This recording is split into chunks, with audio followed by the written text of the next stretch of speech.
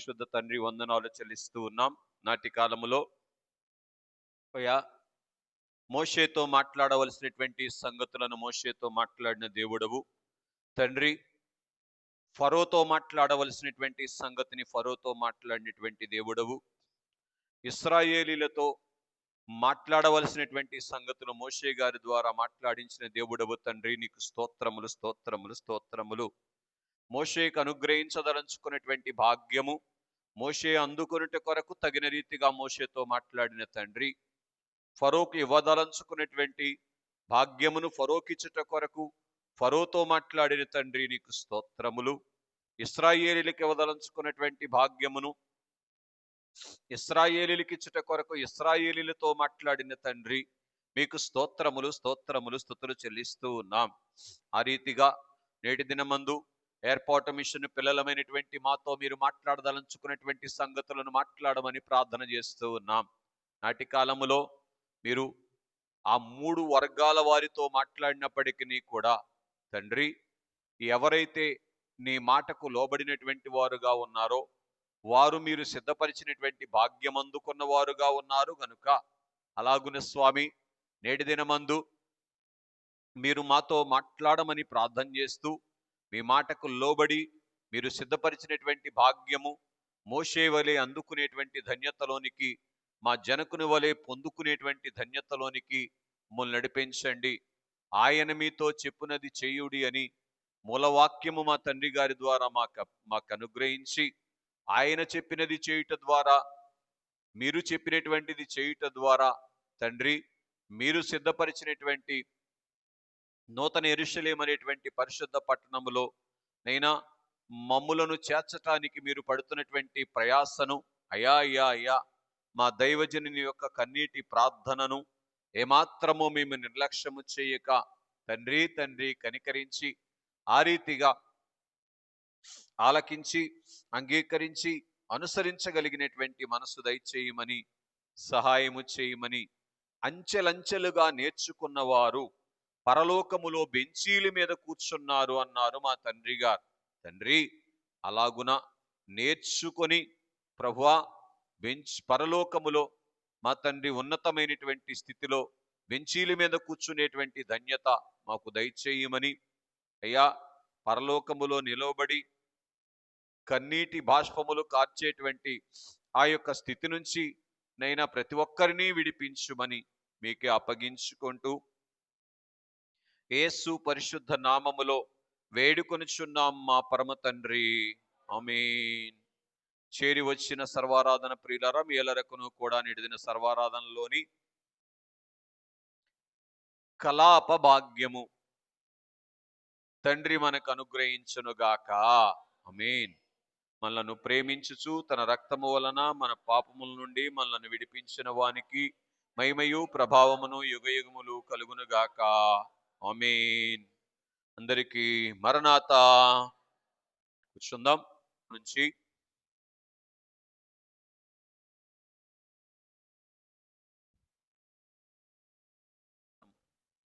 ద్వితీయోపదేశ కాండ గ్రంథం 34వ అధ్యాయం 12వ వచనం.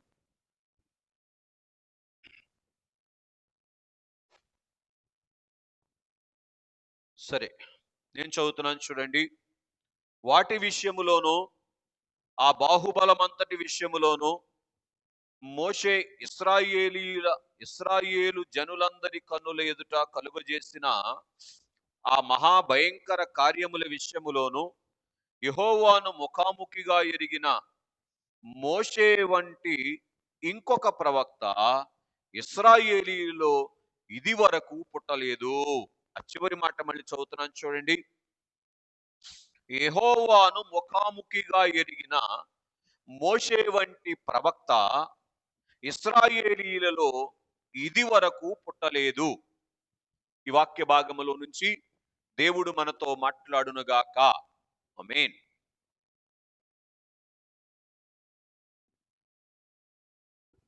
చదవబడినటువంటి వాక్య భాగములో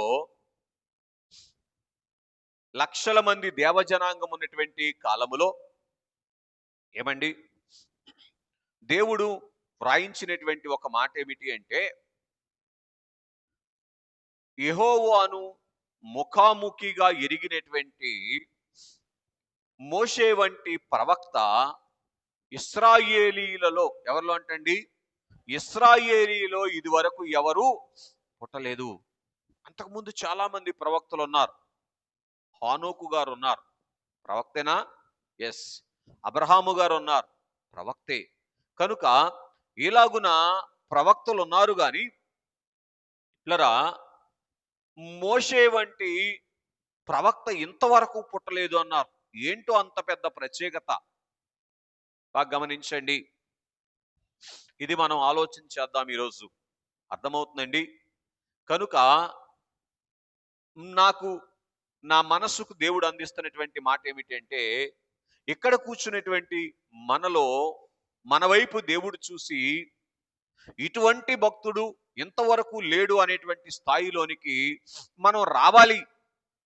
ఇది దేవుని ఉద్దేశం, దైవజన్య ఉద్దేశం. అర్థమవుతుందండి?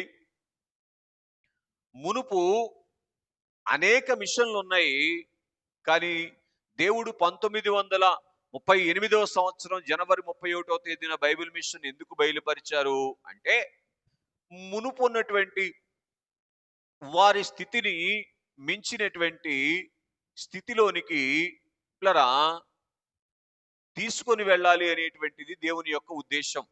ఇది గ్రహించటానికి ప్రయత్నం చేయండి. కనుక స్నేహితులారా గమనించండి, మోషే గారిలో ఉన్నటువంటి ప్రత్యేకత ఏమిటి అంటే, విలాపములో ఆయన సలాపము చేశాడు. సలాపము చేసి కలాపం అందుకున్నాడు. 3 మాటలు చెప్తాను. ఒకటి విలాపము, రెండవది సలాపము, మూడవది కలాపం. యెహోవా నా మొరలాలకించెను అనేటువంటి పాటలో చౌదరి పురుషోత్తం గారు పాడుచు ఈ మాటలు తెలియచేశారు.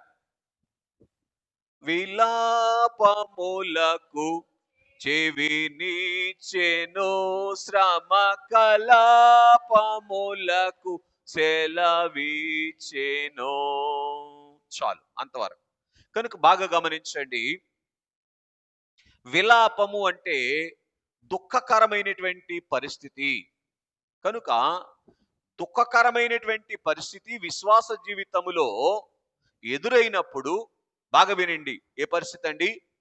దుఃఖకరమైనటువంటి పరిస్థితి, లేదా విచారకరమైనటువంటి పరిస్థితి, వేదనకరమైనటువంటి పరిస్థితి భక్తుని జీవితంలో ఎదురైనప్పుడు ఆ భక్తుడు సలాపములోనికి రావాలి. సలాపము అంటే అర్థం ఏమిటంటే, దేవునితో ముచ్చటలాడే స్థితిలోనికి రావాలి, లేదా దేవునితో మాట్లాడేటువంటి అనుభవములోనికి రావాలి, లేదా దేవునికి మొర్ర పెట్టేటువంటి అనుభవములోనికి రావాలి. ఎప్పుడు? విలాపములో పిల్లరా దేవునితో ప్రేమగా మాట్లాడేటువంటి స్థితి, దేవుని యొక్క సహవాసమును సంతోషముతో అనుభవించేటువంటి స్థితి, ఇది సలాపానికి సాదృశ్యం. దీనిలోనికి వస్తే ఆయన ఏం చేస్తారు అంటే, కలాపములకు సెలవిస్తారు. సెలవు అంటే ఆజ్ఞాపిస్తారు. ఏంటి కలాపం అంటే? అంటే పిల్లరా అలంకారమునకు ఆజ్ఞ ఇస్తారు. కలాపం అంటే అర్థం ఏంటంటే అలంకారము. అమ్మా, కలాపము అంటే అర్థం ఏమిటి అంటే పిల్లరా గుత్తి. అర్థమవుతుందండి? నేనేమంటానంటే వరాల గుత్తి, ఆశీర్వాదముల గుత్తి. ఇట్లా చూడండి, ఆశీర్వాదముల గుత్తి లేదా వరాల గుత్తి మనం అందుకోవటమే మనకేంటి చెప్పండి? ఆభరణం. ఏం చెప్పండి స్నేహితులారా? బాగా గమనించండి. పిల్లరా ఫరోకు చాలా ఆభరణాలు ఉండి ఉన్నాయి పిల్లరా, కానీ ఫరోను దేవుడు కోరుకోలా. కానీ మోషే గారికి పిల్లరా ఉన్నటువంటి ఆభరణాలను బట్టి దేవుడు ఏం చేశారు? మోషే గారిని కోరుకున్నారు, వాడుకున్నారు, చేర్చుకున్నారు. ఎట్లా చూడండి, దేవుడు మన కోరుకోవాలి, దేవుడు మనలను తన పని కొరకు వాడుకోవాలి, దేవుడు మనలను చేర్చుకోవాలి. ఎక్కడికి? నూతన యెరూషలేము అనేటువంటి పరిశుద్ధ పట్టణములో తన సింహాసనం ప్రక్కకు చేర్చుకోవాలి. కావాలా వద్దా ఈ భాగ్యం? కావాలన్న వారు కుర్చీ చూపించండి ఒకసారి. రైట్, బాగా గ్రహించండి స్నేహితులరా. ఈ భాగ్యము అనేటువంటిది వినండి. లోకములో విలాపం ఉంటది. విలాపం ఎందుకు వస్తుంది అంటే విలాసాల వైపు చూసినప్పుడు విలాపం వస్తుంది. ఏంటండి? విలాపాల వైపు చూస్తే విలాపం వస్తుంది. అర్థమవుతుందండి? ఏంటో వాళ్ళకున్నంత నాకు లేదు. ఏంటది? ఏదో విలాసం. అవునా? కనుక స్నేహితులారా బాగా గమనించండి. ఇట్లరా విలాపము వైపు, విలాపములో ఉన్నటువంటి వారు విలాసము వైపు చూశారు గనుక విలాపములోనికి ఇట్లరా వెళ్ళిపోయేటువంటి ప్రమాదం ఉంటది. మీరు బాగా గమనించడానికి ప్రయత్నం చేయండి. ఇట్లరా పరిశుద్ధ గ్రంథములో నిర్గమాకాండ గ్రంథం మనం ధ్యానం చేస్తున్నాం. నిర్గమము అంటే అర్థం ఏంటంటే తొలగిపోవుట లేదా తిరిగిపోవుట, బయలుదేరుట. దేంట్లో నుంచి మనం బయలుదేరాలంటే ఏమండి? విలాసములో నుంచి బయలుదేరి విలాపములోనికి వచ్చి, విలాపములో నుంచి సలాపములోనికి వచ్చినటువంటి వారముగా ఉండి కలాపమును అందుకోవటానికి మనం బయలుదేరాలి. అర్థమవుతుందండి? మోషే గారు దేవుని బిడ్డే, ఇశ్రాయేలీలు కూడా దేవుని బిడ్డలే. అవునా కాదా? అంటే మీరు ఒక్కళ్ళే దేవుని బిడ్డలా, మేము దేవుని బిడ్డలం కదా ఏంటి ఆలోచన చేస్తున్నారు? అవునా? కనుక దేవుడు మిమ్మల్ని దీవించును గాక. ఎంత మంచి సంఘాన్ని దేవుడు ఇచ్చారు. దేవునికి మహిమ కలుగును గాక. బా అంత మంచోళ్ళ ఏంటి? మాకు అవసరం. సరే వినండి. ఇశ్రాయేలీలు దేవుని బిడ్డలే, మోషే గారు దేవుని బిడ్డే. కానీ బాగా గ్రహించండి, మోషే గారు ఎందుకు తన కొరకు సిద్ధపరిచిన భాగ్యం అందుకున్నారు? ఇశ్రాయేలీలు ఎందుకు వారికి ఉన్న భాగ్యాన్ని కూడా పోగొట్టుకున్నారు? అంటే ఇశ్రాయేలీలు బాగా వినండి, ఐగుప్తులో ఉన్నటువంటి కలిమి వైపు చూశారు గనుక వాళ్ళు కొలిమిలోనికి వెళ్ళారు. బాగా వినండి. ఏంటది? చెప్పండి నాన్న ప్లీజ్. ఐగుప్తులో ఉన్నటువంటి కలిమి వైపు చూశారు గనుక దాన్నే నేనేమంటున్నానంటే విలాసము. ఐగుప్తు విలాసము వైపు చూశారు, వాళ్ళకి ఏమొచ్చిందంటే కొలిమి వచ్చింది. బాగా వినండి, మోషే గారు ఐగుప్తులో ఉన్నటువంటి విలాసం వైపు చూసి విలపించాడు గనుక మోషే గారికి కలిమి వచ్చింది.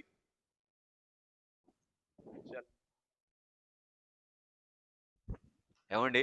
అర్థమవుతుందండి? బాగా ఆలోచన చేయడానికి ప్రయత్నం చేయండి. కనుక అదే ఐగుప్తులో ఉన్నటువంటి మోషే గారు బాగా వినండి, విలాసమును లేదా కలిమిని ఎలా చూశారంటే, ఐగుప్తు యొక్క కలిమిని ఎలా చూశారంటే కొలిమిగా చూశారు. అమ్మో, ఈ కొలిమిలో నేను ఇంకెంతకాలం ఉండాలి అని అనుకొని ఏం చేశాడు? ఏదో ఒక సూత్రాన బయటపడాలని ప్రయత్నం చేశాడు. అవునా? తాను బయటికి వెళ్ళాలనుకున్నాడు. మనం ఎలాగైతే మతముల మిషన్లన్నింటినీ బయటికి తీసుకురావాలనుకుంటున్నామో ఏంటది? అమ్మో, నిజం అనుకున్నారు అనుకోవట్లేదు, అప్పుడప్పుడు అనుకున్నారు. కనుక అలాగున్న పిల్లరా మోషే గారు ఈ కొలిమి వైపు ఆ ఐగుప్తు అనేటువంటి కలిమిని ఆయన కొలిమిగా భావించారు గనుక బాగా వినండి, ఏం చేశారు అంటే దేవుడు సిద్ధపరిచినటువంటి కలిమిని అందుకున్నారు. ఎర్రాక్షరాలతో రాసుకోండి మాటలు. దేవుడు సిద్ధపరిచినటువంటి కలిమి. అర్థమవుతండి? స్నేహితులారు గమనించండి, దైవజనులు అన్నారు, కలిమి కోరుకునే వాళ్ళరా కొలిమిలోనికి రండి అని అన్నారు. దేవుడు మనకు చాలా ఇచ్చారు. దేవుని ప్రేమను బట్టి ఏమిచ్చారు? భూమినిచ్చారు, ఆకాశం ఇచ్చారు. మరి అన్ని అవయవాలు కలిగినటువంటి శరీరాన్ని ఇచ్చారు.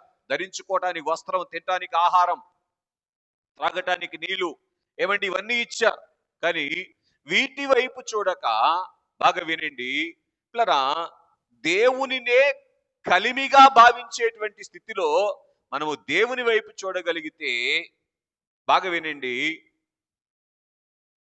మనసు యేసుని కథపై మలిపి యోచించిన మహిమ కనబడును, అనుభవము దొరుకును అన్నారు. ఏ అనుభవం? ఇట్లా చూడండి, దేవుడు మనకు ఇవ్వాలి అనుకున్నటువంటి అనుభవము మనకు దొరకాలి అంటే ఏం చెయ్యాలో తెలుసా? మహిమను చూడాలి. ఏ మహిమను? దేవుని మహిమను చూడాలి. దేవుడు కలుగు చేసినటువంటి వాటి మహిమను కాదు. ఏమండి?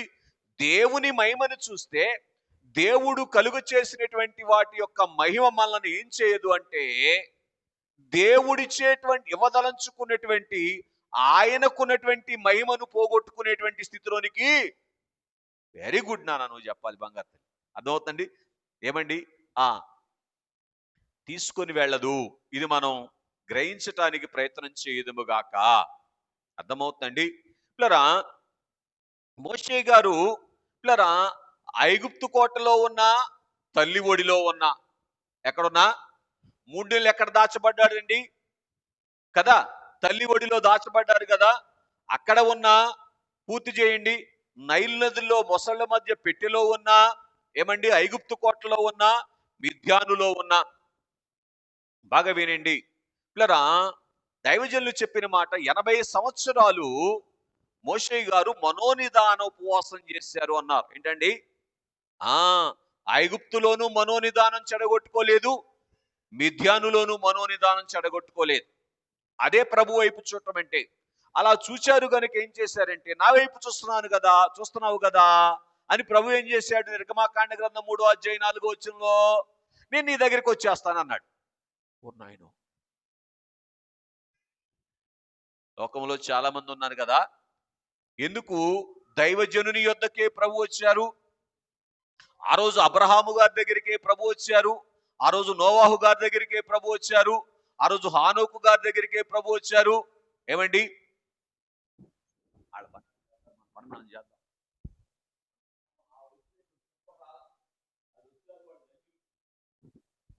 వాళ్ళకు అటువంటి తల్లిదండ్రులు ఇచ్చినటువంటి పిల్లరా, ఈ మనోనిదానము ఏం చేసింది అంటే, మనసు యేసుని వైపు తిరిగినటువంటి స్థితి మనోనిదానం అంటే. దేవుని మహిమ చూశారు గనుక ఏం దొరికింది మోషే గారికి? అనుభవం దొరికింది. ఏంటో తెలుసా అనుభవం? బాగా వినండి. దేవుడు మోషే గారికి ఇవ్వాల్సినటువంటి భాగ్యం, ఇవ్వాలి అనుకున్నటువంటి భాగ్యాన్ని మోషే గారు అందుకునేటువంటి అనుభవం దొరికింది. మనకందరూ కూడా చాలా భాగ్యాలు ఇవ్వాలనుకుంటున్నారు. ఏ భాగ్యాలు? వెండా, బంగారం, వజ్రం, వైడూర్యం, మొన్న మశానం. దేవునికి ఉన్న భాగ్యాలు. అర్థమవుతుందండి?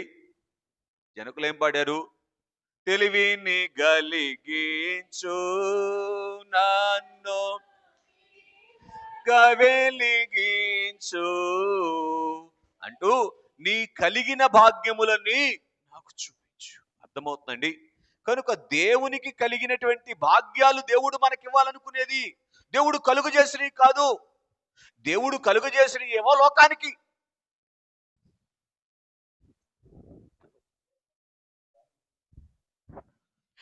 అర్థమవుతుందండి? దేవుడు కలుగు చేసినవి ఏమో దేవుణ్ణి ఎరగని వారికి. ఏమండి? దేవునికి ఉన్న భాగ్యాలేమో దేవుని వైపు చూసిన వారికి. ఆయన్ని అనుభవించాలి మనం. ఏం కలిగి ఉన్నావు నువ్వు అని దేవదాసయ్య గారు అడుగుతారు. ఆయన ఏమన్నారు? చరణం ఎత్తే మంచిది, 1000 రూపాయల ప్రైజ్ ఇవ్వను. చరణం ఎత్తే అందరికి కావాలా ప్రైజ్? ఎవరు ఎత్తరా? ఏమి కొదువా నాదుడు ఉన్నాడు. ఎవరున్నారంట? మనకెవరున్నారని అడగను నేను.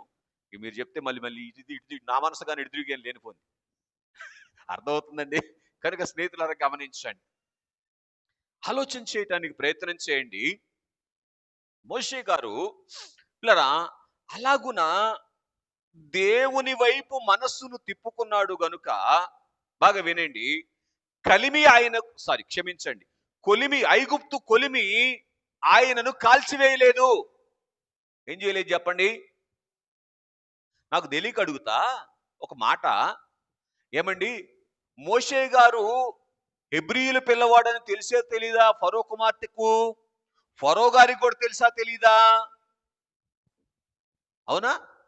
ఏమన్నా ఇసుక రేణు అంత హాని చేశారా వాళ్ళు? ఎందుకో? ఎందుకు చెప్పండి? ప్రభు వైపు చూస్తూ ఉన్నారు గనుక, బాగా వినండి పిల్లరా, కొలిమి ఉన్న చోట కూడా పూర్తి చేయండి. ఆ కొలిమి ఉన్న చోట కూడా కొలిమి అంటకుండా చేశారు. ఏంటండి? ఆ ఆ ఆ ఆ ఆ ఆ ఐగుప్తులో ఉన్నటువంటి ఇశ్రాయేలీలకు వచ్చినటువంటి ఆ పరిస్థితి మోషే గారికి రాకుండా చేశారు. ఇశ్రాయేలీలకు ఎందుకు కొలిమి వచ్చింది? ఇందాక నేను చెప్పినట్లుగా దేవుని వైపు చుట్టం మానేసి ఏమండి ఏమండి ఐగుప్తులో ఉన్నటువంటి కలిమి వైపు చూశారు గనుక ఏం జరిగిందో తెలుసా? వారికి కొలిమి వచ్చింది. ఈ రాకడ కాలంలో దేవుని పిల్లరా, కలిమి వైపు చూసామా కాలం ఇలాగ మారిపోద్ది. ఏం మారిపోద్ది? ఆ ఎలా మారిపోద్ది కాలం? జూలై మాసంలో వడగాల్పుల్లాగా మారిపోద్ది. ఆ ఏదో ఒక సూత్రాన్ని దేవుడు ఏం చేయాలి? మన జనకులు ఏం రాశారు? ఏదో ఒక సూత్రాన రక్షించును గాని, పడండి సార్, భక్షించు నీ చేతికి చిక్కనిచ్చునామము అని అన్నారు. అర్థమవుతుందండి? కాబట్టి బాగా గ్రహించండి. ఇలాగున మోషే గారి యొక్క జీవితములో దేవుని వైపు చూస్తూ ఉన్నారు గనుక ఏమండి, మోషే గారిలో ఉన్నటువంటి విలాపములో మోషే గారు ఏం చేయగలిగారంటే సలాపం చేయగలిగారు. అంటే దేవునిని దేవునితో సహవాసం చేయగలిగారు. బాగా బాగా వినండి. దేవునితో ప్రేమగా మాట్లాడగలిగారు. దేవుణ్ణి బ్రతిమలాడుకోగలిగారు. అర్థమవుతుందండి? సలాపం అంటే అర్థం అది. ఇలాగున ఈ సలాపములోనికి వచ్చినటువంటి మోషే గారికి దేవుడిచ్చినటువంటి కలాపము అంటే ఆభరణం ఏంటంటే, ఆభరణం ఏం చేస్తారండి? పెట్టులో పెట్టుకుంటారా? దొంగలెత్తిపోయి ఆభరణాలు పెట్టులో పెట్టండి. గుడికి వచ్చినప్పుడు, పెళ్ళిళ్ళకి వెళ్ళినప్పుడు వేసుకెళ్ళండిలే అంటే ఇక్కడ ఉంటారా అక్కడ ఉంటారా? వాళ్ళు దొంగలండి. చూసారా? మందిరానికి వచ్చేటప్పుడు పెళ్లి కూతురులాగా రావాలన్నారు అయ్యగారు. ఏమండి?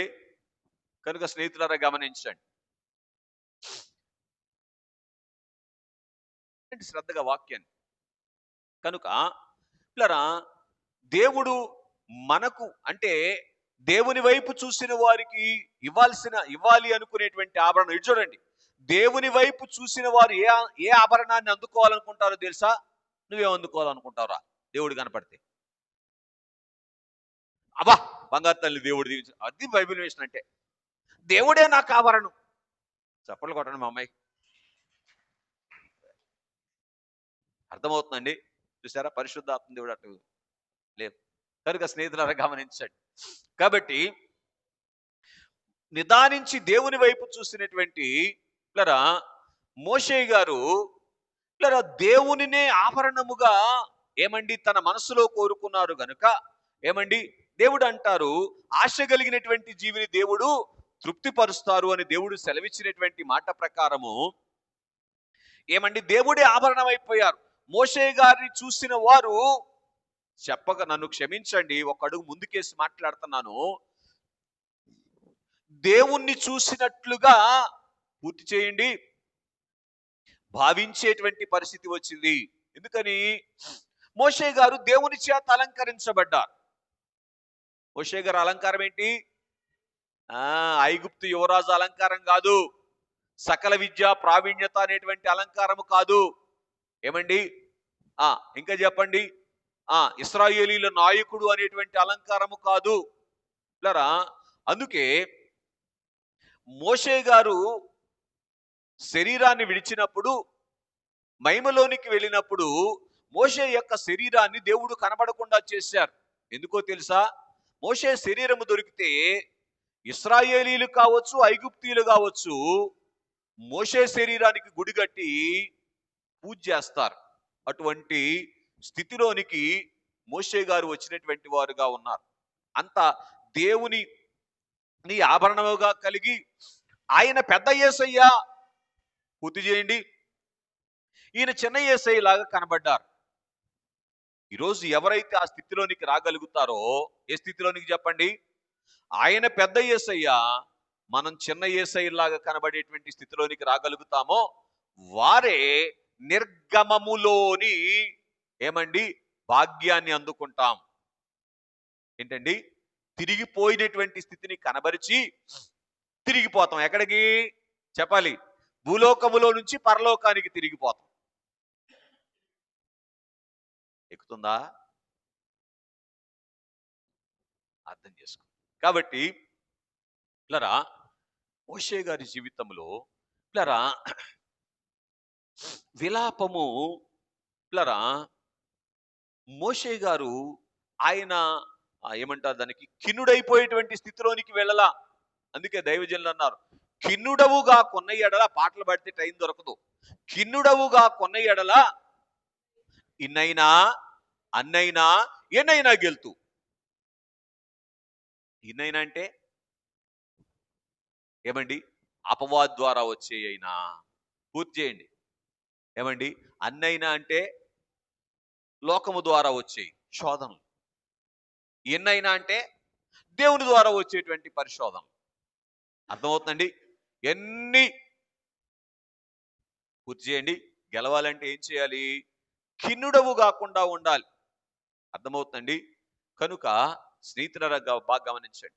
ఈ కిన్నుడుగా అనేటువంటి స్థితి ఎప్పుడో దొరుకుద్ది అంటే, ముందు చెప్పిన మాట జ్ఞాపకం చేస్తున్నాను, నిత్యము దేవుని వైపు చూసినప్పుడు. ఇది మనం గ్రహించాలి. కాబట్టి మోషే జీవితంలో పిల్లరా విలాప స్థితి కొంచెం ఇశ్రాయేలీల్ని కూడా అన్వయం చేయటానికి ప్రయత్నం చేస్తున్నాను. చూడండి, నిర్గమాకాండ గ్రంథము 1వ అధ్యాయము 14వ వచనములో ఏమండి? వారు ప్రాణములు విసిగిపోయే అంత పూర్తి చేయండి విలాపములోనికి వచ్చేసారు. ఏం చెప్పండి? ప్రాణము విసిగిపోయేంత విలాపం ఎవరికి వచ్చింది? ఇశ్రాయేలీలకు వచ్చింది. పిల్లరా, ఈ విలాపములో వారేం చేశారు అంటే, నిర్గమాకాండ గ్రంథము 2వ అధ్యాయము బహుశా 21, 22 వచనాల్లో దేవునికి మొర్ర పెట్టారు. ఇదే సలాపం అంటే. విలాపములో ఏం చేశారు? ఏమనుకోలేదు, ఇక నా గతింతే, నా జీవితం ఇంతే, నా బతుకైపోయింది. ఎలికల మందో ఈ మధ్య బ్యాన్ చేశారుగా, ఏంటది, పారాక్విట్టో అని అనుకోలా. వాళ్ళు ఏం చేశారు? దేవునికి మొర్ర పెట్టినటువంటి వారుగా ఉన్నారు. తీసి సహాయం చేయండి త్వరగా. నిర్గమాకాండ గ్రంథము 2వ అధ్యాయము ఏమండి 23వ వచనం. ఇశ్రాయేలీలు తాము చేయుచున్న వెట్టి పనులను బట్టి నిట్టూర్పులు విడుచుచు, అంటే విలాపములో మొర్ర పెట్టుచుండగా. అర్థమవుతుందండి? సలాపములోనికి వచ్చారు. పిల్లరా, ఈ సలాపములో ఏమండి వారికి కలిగినటువంటి భాగ్యం ఏమిటి అంటే, అప్పుడు బాగా వినండి, దేవుడు మోషే గారికి పని పెట్టాడు. ఏం చేశారు? దేవుడు ఆ మోషే గారిని పనిలోనికి నడిపించారు. అర్థమవుతుందండి? బాగా గ్రహించడానికి ప్రయత్నం చేయండి. ఇలాగున మోషే గారి గురించి దైవజనులు చెప్పిన మాట ఏంటంటే, కన్నీటి పుత్రుడు అన్నారు. ఏ పుత్రుడు అంటండి? ఇశ్రాయేలీల యొక్క కన్నీటిలో నుంచి మోషే గారు పుట్టారంట. అయ్యా, మమ్ములను దయతో విడిపించండి, విడిపించేటువంటి నాయకుణ్ణి మాకు పంపించండి అని ఏమండి అనేక సంవత్సరాలు, 435 సంవత్సరాలు, ఎన్నండి 435 సంవత్సరాలు కన్నీరు గారిస్తే, ఈ కన్నీటిలో నుంచి కన్నీటి పుత్రుడుగా పిల్లరా ఏం చేశారో తెలుసా? దేవుడు మోషే గారిని పంపించారు. ఇప్పుడు చెప్పండి, విలాపములోని సలాపం ఏం చేసింది? కలాపం ఇచ్చింది. ఇప్పుడు చెప్పాలి, ఇశ్రాయేలీలకు వచ్చినటువంటి కలాపం ఏంటి? మోషే అనేటువంటి దేవునిని పోలినటువంటి నాయకుణ్ణి ఏమండి ఇంతకు మునుపెన్నడు ఏమండి చూడనటువంటి నాయకుణ్ణి వారు నాయకుడుగా కలిగి ఉండేటువంటి కలాపం. అర్థమవుతుందండి? ఒక అడుగు అపార్థం చేసుకోబాకండి. ఒకవేళ మీ మనసుకు అంగీకారం కాకపోతే విడిచిపెట్టేయండి. ఒక మాట ఏంటంటే, మోషే గారికి దేవుడు ఆభరణమైతే ఇశ్రాయేలీయులకు మోషే ఆభరణం. ఈ మాట మీకు అనుకూలం అయితే తీసుకోండి, లేకపోతే నన్ను క్షమించండి. అర్థమవుతుందండి? కాబట్టి వారి యొక్క విలాపము ఏం చేసింది అంటే వారికి కలాపం ఇచ్చింది. ద్వారా ఒక ఆభరణాలు ఉన్నటువంటి గుత్తి వలె దేవుడు మోషే గారిని తీసుకొని వచ్చి అన్ని వరాలు, ఇటు చూడండి, దేవునికి ఎన్ని వరాలు ఉన్నాయో అన్ని వరాలు దేవుడు ఏం చేశారంటే మోషే గారి చేతిలోనికి పెట్టి మోషే గారిని తీసుకెళ్ళి, ఇదిగో విలాపములో మీరు సలాపములోనికి వచ్చారు కనుక, సలాపం అంటే చెప్పాను, సహవాసము, ప్రార్థించుట, దేవుని వైపు తిరుగుట. అర్థమవుతుంది?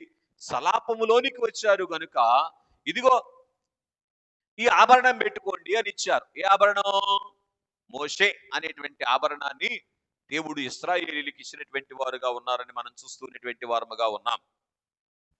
కనుక స్నేహితులారా గమనించండి, ఈ ఇశ్రాయేలీయుల యొక్క విలాపములో దేవుడిచ్చినటువంటి మరి యొక్క ఆభరణం ఏమిటి అంటే, మొదటి అధ్యాయము నిర్గమాకాండ గ్రంథము 18వ వచనములో మీరు చదవద్దు గాని పిల్లరా, దేవునికి భయపడేటువంటి మంత్రస్థానుల్ని ఇచ్చారు. 18వ వచనం తీస్తే చదువుతారా? 1:18.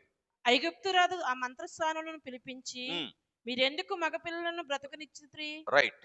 కనుక ఏ మంత్రస్థానులనైతే ఫరో రాజు ఇశ్రాయేలీల యొక్క మగపిల్లలను చంపటానికి పూర్తి చేయండి ఏర్పాటు చేశారో, ఆ మంత్రస్థానులు ఏమండి దేవునికి భయపడేటువంటి మనస్సులోనికి వచ్చినటువంటి వారుగా ఉన్నారు. కనుక ఈ ఇశ్రాయేలీల యొక్క విలాపం వైపు చూసి వారి సలాపమును ఆలకించినటువంటి దేవుడు ఏం చేశారంటే, పూర్తి చేయండి, ఐగుప్తు మంత్రస్థానులను దేవుని యందు భయము కలిగినటువంటి వారునుగా ఇట్లరా ఏం చేశారంటే ఒక ఆభరణముగా అనుగ్రహించినటువంటి వారుగా ఉన్నారు. దేవునికి మహిమ కలుగును గాక. ఇంకొక మాట చెప్తాను వినండి. ఇది చూడండి, అలాగున ఇశ్రాయేలీల యొక్క మగ పిల్లలను ఏమండి సంహరించక కాపాడటాన్ని బట్టి ఐగుప్తు మంత్రస్థానులకు కూడా ఆభరణం దొరికింది, కలాపం దొరికింది. ఏంటది? వారికి వంశాభివృద్ధి కలుగజేశానని రాయబడి ఉంటుంది అక్కడ. ఏంటండి? అర్థమవుతుందండి? అప్పుడప్పుడు మంచి పనులు చేద్దాం, దాన్ని బట్టి ఏమొస్తుంది? అభివృద్ధి వస్తుందండి. మంచి పని చేశారా, చెడు పని చేశారా? ఐగుప్తు మంత్రస్థానులు మంచి పని చేశారు, చెడు పని చేశారండి. మరి మనం కూడా చేద్దామా? ఏమండి? మరి ఎక్కువైపోతే ఎట్లండి? అవునా? ఆభరణాలు ఎక్కువైతే మొయలేమంటారా? కాబట్టి బాగా గ్రహించడానికి ప్రయత్నం చేయండి. పరిశుద్ధాత్మ దేవుడు మీకు సహాయం చేయను గాక. మరి ఒకటిగా నిర్గమాకాండ గ్రంథము 2వ అధ్యాయము 3వ వచనములోనికి వద్దాం. అక్కడ ఒక విలాపం కనబడతా ఉంది. తరువాత ఆమె వారిని దాచలేక వాని కొరకు ఒక జమ్మ పెట్టె తీసుకుని రైట్ దాని జిగటమన్నకు కీలును పూసి. కనుక మోషే గారి జీవితంలోనికి వచ్చినటువంటి, అంటే దేవుని ప్రజలకు విలాపం వస్తే ఏమండి ఇట్లరా, దేవుని ప్రజలు సలాపము చేయగలిగితే ఏం జరుగుద్దో తెలుసా? కలాపం ఇస్తారు. కాబట్టి ఇప్పుడు మోషే గారికి వచ్చిన విలాపం ఏమిటంటే, 3 నెలలు తల్లి దాచిపెట్టింది కదా అనుకుంటే, ఇక దాచలేక ఏం చేసింది? నైల్ నదిలో విడిచిపెట్టేసింది. అవునా? అర్థమవుతుందండి? బహుశా ఈ నైల్ నదిలో మోషే గారు కాచినటువంటి కన్నీరే, ఆ బాల్యములో, ఆ 3 నెలల ప్రాయంలో కాచినటువంటి కన్నీరే 3 నెలల ప్రాయంలో కూడా దేవుడు, ఏమండి 3 నెలల వయసు ఉన్న వాళ్ళు కూడా ప్రార్థన చేస్తారా? ఏంటి అడుగుతున్నారు? వినేవాళ్ళకి వివరం లేకపోతే చెప్పేవాళ్ళ చేదాల్సి వస్తుందని చూస్తున్నారా? రండి ఇప్పుడు ఆదికాండ గ్రంథం 16వ అధ్యాయం. చేదస్తం కాదు సుమా, ఇట్లరా గమనించండి.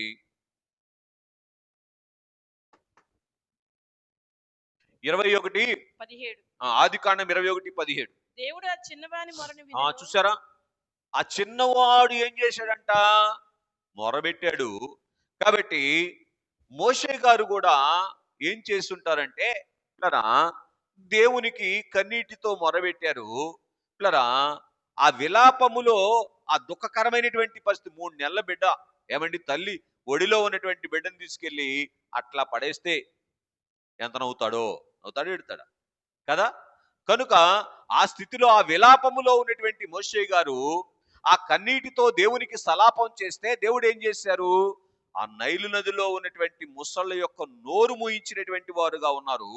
పిల్లరా, అలాగే 2వ అధ్యాయం నిర్గమాకాండ గ్రంథం 9వ వచనం చదువుకుందాం. నిర్గమాకాండం 2:9.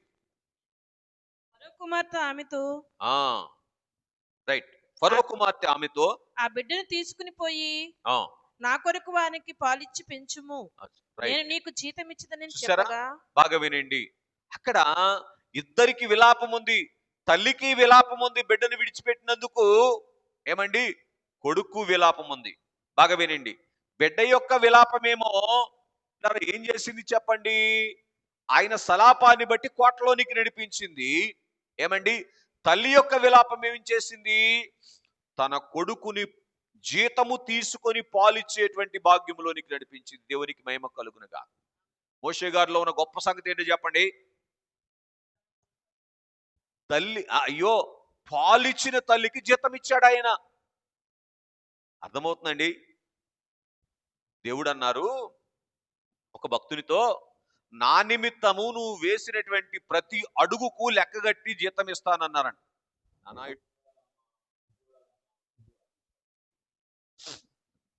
ఒక భక్తుడు, బైబిల్ మిషన్ లో ఒక భక్తులు టైటస్ అయ్య గారని ఆ చీరాల మాచర్ల ప్రాంతంలో సేవ చేశారు. సేవ చేసినటువంటి ఆయన ఒకరోజు ప్రభువు చెప్పగా ఒక ఊరంతా తిరిగారంట సువార్త చెప్దామని. తిరిగితే ఒక్కళ్ళు కూడా దొరకలేదంట సువార్త వినటానికి.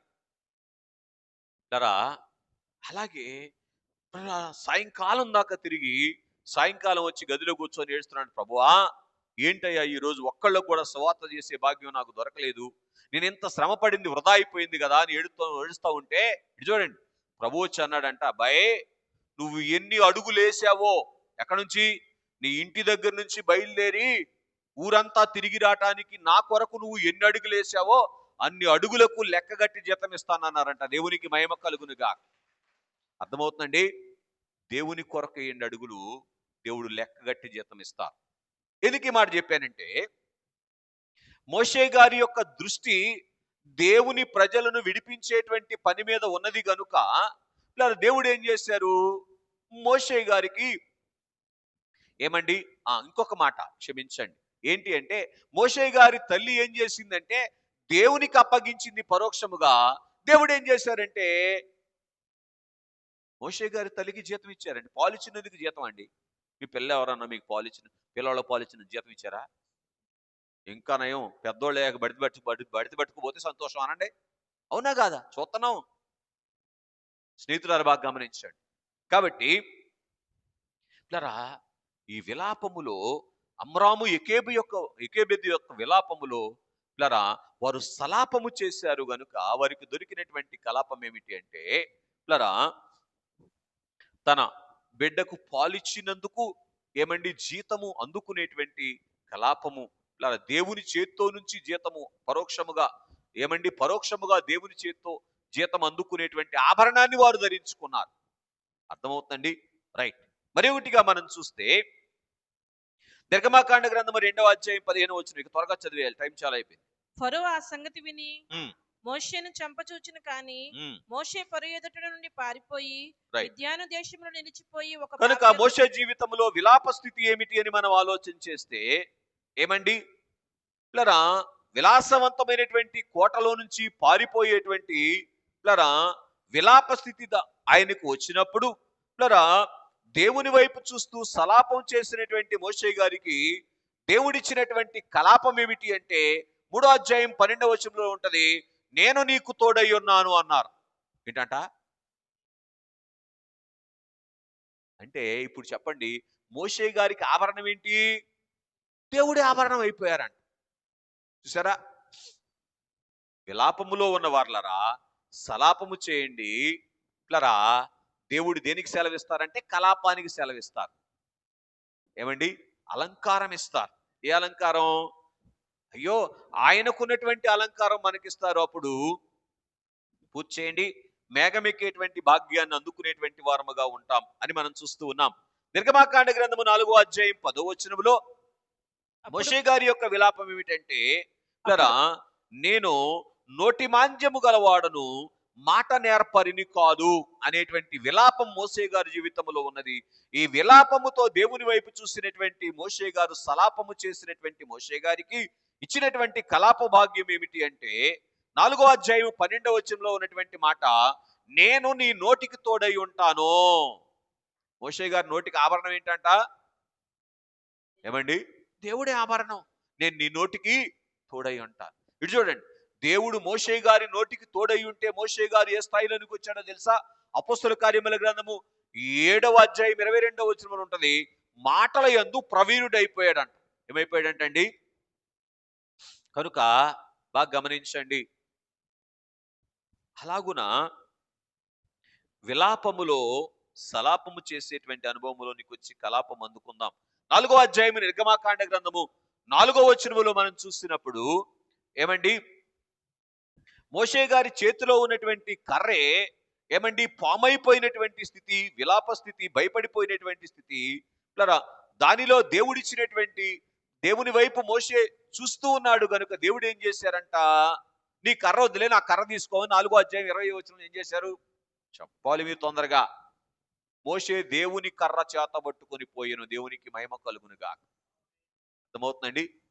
దేవుని చేతిలో ఉన్నటువంటి ఆ కర్ర అనేటువంటి ఆభరణం, కర్ర అంటే అర్థం ఏంటి? అధికారము అనేటువంటి ఆభరణం ఎవరు దొరికింది చెప్పండి? మోషే గారికి దొరికింది.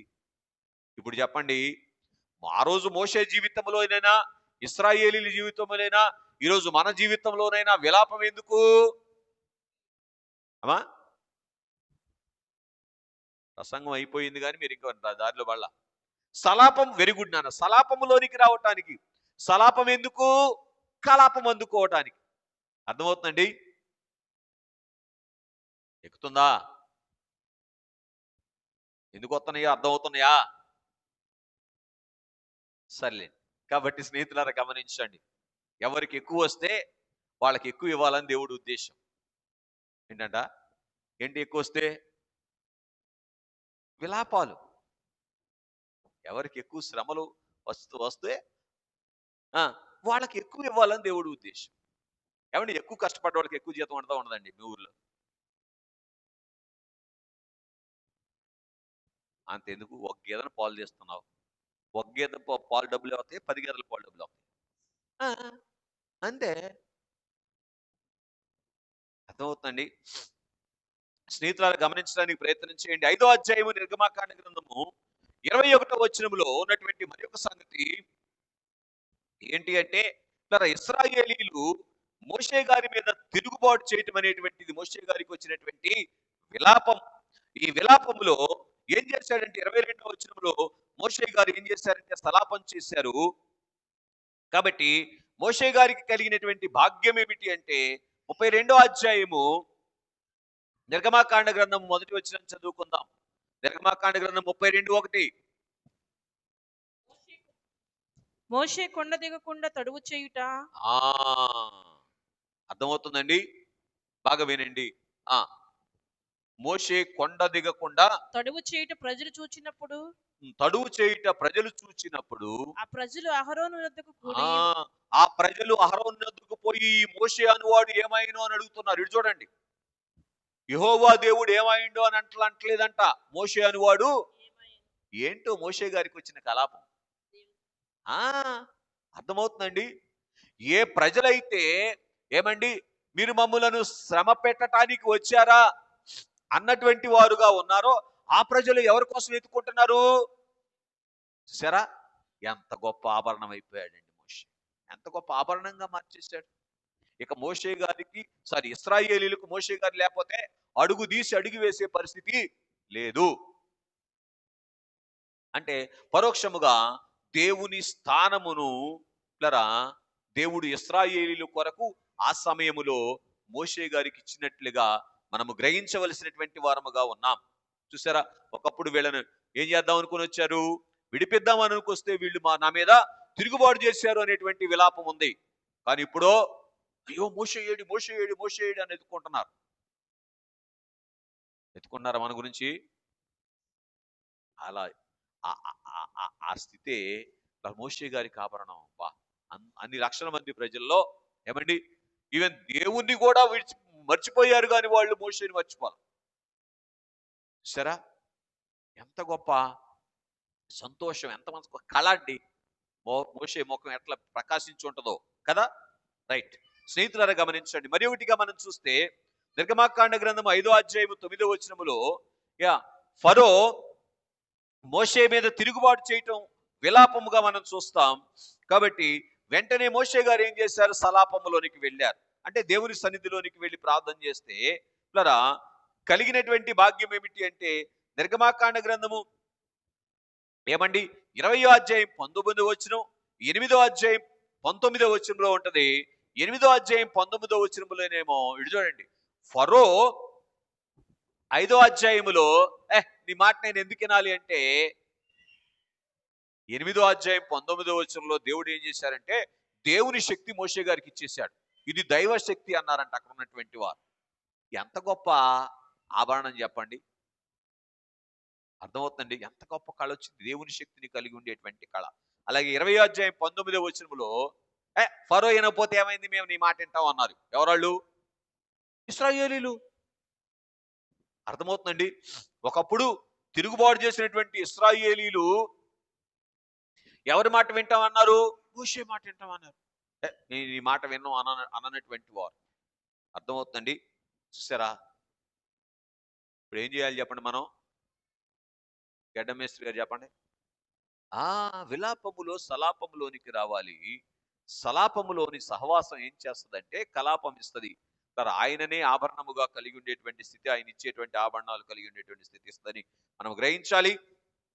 అలాగే నిర్గమాకాండ గ్రంథము ఏమండి 2వ అధ్యాయం 15వ వచనములో మోషే గారు ఐగుప్తు కోటలో నుంచి పారిపోవటం అనేటువంటిది ప్లరా మిద్యాను అరణ్యములో పడిపోవటం అనేటువంటిది విలాపం అయితే, దేవుడిచ్చినటువంటి ఆ విలాపములోని కలాపం ఏమిటంటే 19వ అధ్యాయం 20వ వచనంలో దేవుడు ఏమంటున్నారంటే ఇటు చూడండి,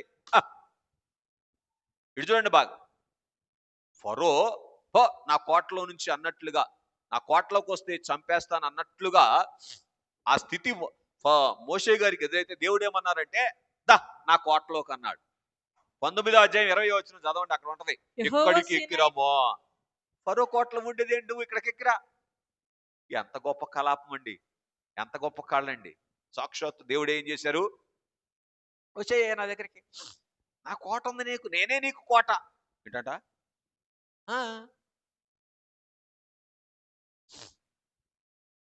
అర్థమవుతుందండి, అర్థమవుతుందా? కనుక రైట్, మరి ఒకటిగా మనం చూస్తే 16వ అధ్యాయము నిర్గమాకాండ గ్రంథం 3వ వచనములో ప్లరా ఉన్నటువంటి సంగతి ఏమిటి అంటే ప్లరా అక్కడ మరి ఒక సంగతిని మనం చూసేటువంటి వారముగా ఉంటాం. 14వ అధ్యాయంలో కూడా, సరే టైం అయిపోయింది కాబట్టి చదివేస్తున్నాను. ఎదురుగా ఎర్ర సముద్రము, వెనక ఐగుప్తీయులైనటువంటి వారు వస్తా ఉన్నారు. ఏమండి, ఈ రెండు పరిస్థితుల మధ్య ఇశ్రాయేలీలు అంటున్నారు, ఐగుప్తుల్లో సమాధులు లేవని మమ్మల్ని ఎక్కడికి తెచ్చావా అని 11వ వచనంలో మాట్లాడుతూ ఉంటే, ఈ విలాపములో మోషే గారు దేవుని వైపు చూశారు. ఏమండి, దేవుడు ఏం చేశారని చెప్పండి, ఆ సలాపమును బట్టి ఇచ్చిన భాగ్యం ఏమిటి అంటే 14వ అధ్యాయం 29వ వచనంలో ఎర్ర సముద్రాన్ని ఆరిన నేలగా చేసే ఎలా నడును ఏంటది. నేను అంటాను, మోషే గారు తప్పుకోమని అన్నాడు ఎర్ర సముద్రాన్ని. మోషే గారు నడుస్తూ ఉంటే ఎర్ర సముద్రం తప్పుకుందండి, అంతేగా. ఎంత గొప్ప కలాపం అండి. సాక్షాత్తు దేవుడు నడుస్తూ ఉంటే ఎలాగైతే దారులు వస్తాయి, దారి లేని చోట ఎడారిలో దారి కలుగుద్దో అలాగూ సముద్రంలో దారి వచ్చిందంట. ఎంత గొప్ప ధన్యత, ఎంత గొప్ప కళ. ప్రభువుకున్నటువంటి ఆ సార్వభౌమాధికారము సృష్టిని శాసించేటువంటి కళ వచ్చింది ఎవరికి? మోషే గారికా మనకా? అప్పుడు మోషే గారికి, ఇప్పుడు మనకనండి అనరా? వస్తేనే మేఘం అట్లా వచ్చింది కాబట్టి మోషే గారికి జాలే వచ్చి అన్నారు దేవుడు. మనకు కూడా అట్లా వచ్చిందాకా ఇక్కడే నలుపుతారు. అర్థమైందండి? అట్లా వచ్చిన తర్వాత ఇక జాలే వచ్చాయి అంటారు. అంతే. మేఘం మీదికి వెళ్ళి నేను హల్లెలూ అబ్బబ్బబ్బబ్బ! హుషారేదండి, హుషారేది? అర్థమవుతుందండి? అదిగో అది హుషారంటే. కనుక స్నేహితులారా బాగా గమనించండి. మరి ఒకటిగా మనం చూసినప్పుడు పిల్లరా నిర్గమాకాండ గ్రంథము 5వ అధ్యాయము 7వ వచనములో పిల్లరా మరి ఒక మాట మనం చూస్తాం. చూడండి ఆ మాట కూడా 5:7. ఇటుకలు చేయుటకు అమ్మా ఇటుకలు చేయుటకు ఇటుకలు చేయుటకు మీరు ఇక మీదట ఈ జనులకు గడ్డి ఆ ఇయ్యకూడదు. ఇటు చూడండి, మేము మీకు గడ్డి కూడా ఇవ్వం, ఇటుకల లెక్కలో తగ్గటానికి ఇల్లేదన్నారు. ఎవరో? ఐగుప్తీయులు కదా. ఈ ఈ ఈ విలాపములో ఇశ్రాయేలీయులు మోషే గారి దగ్గరికి వస్తే మోషే గారు సలాపం చేస్తే, అంటే దేవుణ్ణి వేడుకుంటే ఏం జరిగిందో తెలుసా? 12వ అధ్యాయము నిర్గమాకాండ గ్రంథం 35వ వచనంలో ఎవరైతే గడ్డి కూడా ఇవ్వము అన్నారో ఏమిచ్చి పంపించారంటండి? 12:35 నిర్గమాకాండం. ఇశ్రాయేలు మోషే మాట చెప్పున చేసి ఐగుప్తుల యొద్ద నుండి వెండి నగలను, బంగారపు నగలను, ఏమి గడ్డి కూడా ఇవ్వనన్నోళ్ళు ఏమిచ్చారంటండి? వెండి నగలను. అర్థమవుతుందండి? ఏమండి, సహజంగా స్త్రీలు ఏదైనా ఇస్తారు కానీ నగలు ఎవరికైనా ఇస్తారా? పొట్టు చీరలు ఎవరికైనా ఇస్తారా? వాళ్ళు ఏంటో ఇచ్చి పంపించారంట. అదే అర్థమవుతుందండి. దేవుడు ఆజ్ఞాపిస్తే ఇలా అలా ఉంటది. కనుక నేను అనుకుంటాను, ఇటు చూడండి, ఐగుప్తీయులకి ఇశ్రాయేలీల వైపు చూసినప్పుడు వాళ్ళలో దేవుని కళ కనపడి ఉంటది. ఈ మా కొంట కరెక్ట్ కాదు, మీరే ఉంచేసుకోండి అని ఇచ్చేశారు. మరది రైట్. మరొక అడుగు ముందుకు వేస్తే చివరిగా 5వ అధ్యాయం 2వ వచనం చదవండి. ఇశ్రాయేలీలను పోనీయను అని చెప్పినటువంటి, పూర్తి చేయండి, పోనీయనని చెప్పినటువంటి ఫరో ఆ మాట చెప్పినప్పుడు మోషే చేసినటువంటి సలాపము పూర్తి చేయండి. ఇశ్రాయేలీలు చేసిన సలాపము, ఇచ్చిన కలాపం ఏంటో ఒక మాట చదవండి, ముగిస్తున్నాను. 12వ అధ్యాయం 33వ వచనం. నిర్గమాకాండం 12:33. బలవంతంగా నెట్టేశాడంట. ఎవరైనా చదవండి అమ్మా.